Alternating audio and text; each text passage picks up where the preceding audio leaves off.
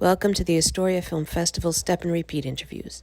Today we speak with Kevin Hejna and Brian Bogovich, whose film Orson and the Quest for Wish Fulfillment appears in our 2020 festival.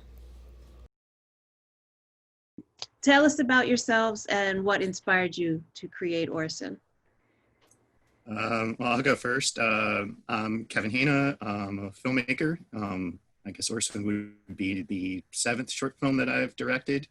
And interestingly, it kind of started at your festival last year.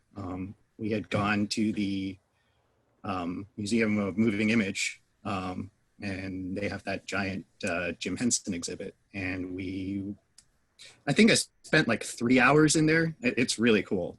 I actually came back to Pittsburgh, and Brian and I were going to do another film for the 48-hour film contest. And I was simply going to produce, and then 10 days in before the project, our director got a job on a major film and obviously couldn't do it. And Brian and I talked, and we're like, well, what are we going to do? And I think I'll pass this on to Brian now. You can tell this bit of the story, Brian. For a number of years, I had joked that if I ever took over the team, because our regular producers and directors were out of town, that I would produce my own, do it with all puppets, and just call it everything but the team, because the rest of the team isn't there. And as it happened this year, they were both out of town. The other team that had been courting me was unavailable, so we were drinking. And So anyway, where this ties into the Museum of Moving Image, when Brian proposed this to me, hey, you can direct a puppet film, which I had no experience with. I think normally I would say yes, but when Brian was telling me there's that, is it Jim Henson's headset? And then the picture above him with Henson manipulating Kermit. When Brian proposed that to me, that's all I can think about, or where I would normally say, no, this is crazy. I said, yeah, I'm going to do it. And I actually felt okay with doing it. So I had set a few constraints. One was that it wasn't going to be the puppets as a joke. We were going to treat them as regular characters and basically take the thing seriously. It just happens to have a puppet cast. And if somehow the opportunity presented itself to, go a little bit on the meta side with it, and have some acknowledgement of the fact that ultimately there are puppets that can be worked in there. But basically the challenge was to try to make a serious short with a puppet cast inside of the constraints of the competition. Yeah, if there was going to be humor, it would be humor in such a way that you're laughing with them, not at them. Right. The distinction makes sense. Believe it, this project, we actually had to build sets. I've never had that experience of actually building sets, but of course, everything has to be up. So it was like, not only did we do a 48-hour, not only do puppets, but our art directors, Jess Balla and Christina Thompson, actually built 3 sets in the middle of all this. I worked for about 2 years with Sesame Workshop. So I remember it was one of my first jobs out of college. I remember being shocked about the kind of set design for puppetry. So yeah, it's a very specialized skill. Yeah, I mean, and it's like an art form on top of an art form. So you have your normal filmmaking art, but then, that whole art of it. What are you guys working on currently? Any projects in the works? I have written a couple of scripts. One is sort of, it's called Antibody Z, which is kind of a zombie movie, but with strong rescue element.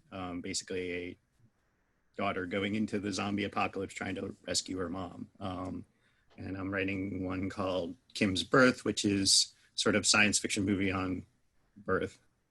We were starting the process of getting it together, and we sent it to an actress literally the week before it happened. So we're sort of in this odd holding pattern. It's like, obviously August is not going to work. Well, when can we do it? So we were even saying like just simple things like shooting in somebody's house, which is something you would take for granted, kind of becomes a lot more complicated now. Yes. No, it's, I mean, everybody I've spoken with is in the same boat. Mm-hmm. And even if if you read accounts from, movie studios, they're quarantining people, and then for 2 weeks, then shooting, they have to be quarantined while they shoot, both cast and crew. It's a lot of money to get that done. So it's hard on short film budgets to be able to do that. It's a great time to be an animator, though. I don't know if that means we're going to have to get into more set building. Or an editor. Yeah. If you're working in post, you're fine. But and then I've also seen like kind of robot camera things promoted. You're in like one room, they're in the other room, and you've marked all the places they have to go to, and then the robot camera follows them around. So that was interesting. Interesting. Yeah. Well, I mean, and also should be easier, I guess. Mars, it takes what, 10 minutes for the command to go from the operator to the camera, so that at least should be faster. Yeah, exactly. About how long it takes on a regular set. yeah, it's true. It's true. It's easier than on Mars. That'll be the new like. Yeah, right.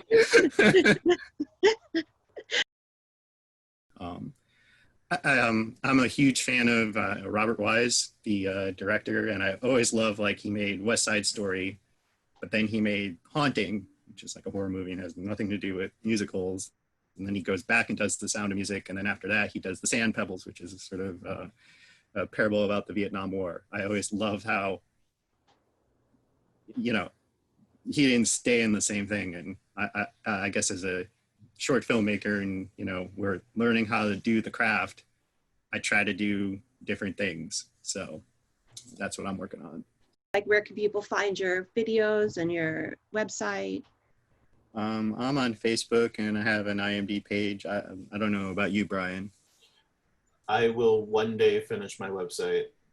I've been saying this for like now is the time. Now is the time. Yeah, writing and promotion, that's definitely the time for it. Yeah. So I have a bunch of short films that are like 2 years old that I should probably start putting online one of these days. It's probably to the point where they're not going to go into festivals anymore. What is it, Nina? Usually like a year or 2 years or something like that? I'd say 2 like years.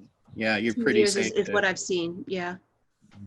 Some, it depends on the festival. Some festivals have very strict parameters about when the film was shot versus when the festival is going to happen. It depends. The ones that are more like the Oscar contending festivals tend to be stricter than the non-Oscar contending festivals. So, Yeah. but I tend to like hold off putting, because I don't know, I like the idea of seeing my like films on screens, understandable. bigger than life, and you want to give them as much opportunity to be seen that way, Yeah. I mean, Although I mean, again, it depends on the festival. I've seen a lot of our films online that are also, but people still want the screen experience if it's available. So, but some festivals won't take films that are online, so they'll have you pull them down. Because I've been asked by many filmmakers, do I need to pull my film off of these websites? And usually I say no, because I've worked with social for years, and I know that it doesn't harm the viewers who go. They actually, if they like the product, they want to see it in different formats. But, yeah. You see it on a small screen, it's even better on a absolutely large screen. Yeah. If you're a fan, you're a fan. So. True. Well, thank you so much. Hope to see you soon. Thank you. Brian, nice Okay, to thank you meet you. very Thank much. you. Take care, you guys.